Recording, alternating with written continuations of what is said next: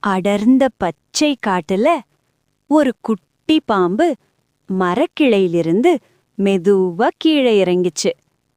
அதுக்கு அந்த காடு ரொம்ப பிடிக்கும்.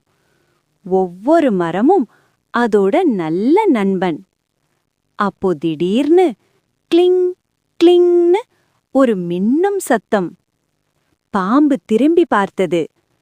இலைகளுக்குள்ள மறைஞ்சிருந்த ஒரு மந்திர பெட்டி. அதுக்குள்ள தங்க பொம்மைகள், மின்னும் மணிகள், ஒளிரும் வாள். ஆனா அந்த பொக்கிஷம் ரொம்ப சோகமா இருந்தது. ஏன்னா யாரும் அத கவனிக்கல. அப்போ குட்டி பாம்பு சொன்னது, பொக்கிஷம் தனியா இருக்கக்கூடாது. அது எல்லா மிருகங்களையும் கூப்பிட்டது. அனைவரும் சேர்ந்து அந்த பெட்டியை காட்டை காக்கும் இடத்துல வைத்தாங்க. உடனே அந்த பெட்டி மின்னிச்சு. காடு சந்தோஷமா சிரிச்சது. நல்ல மனசும் பகிர்வும் தான் உண்மையான பொக்கிஷம்.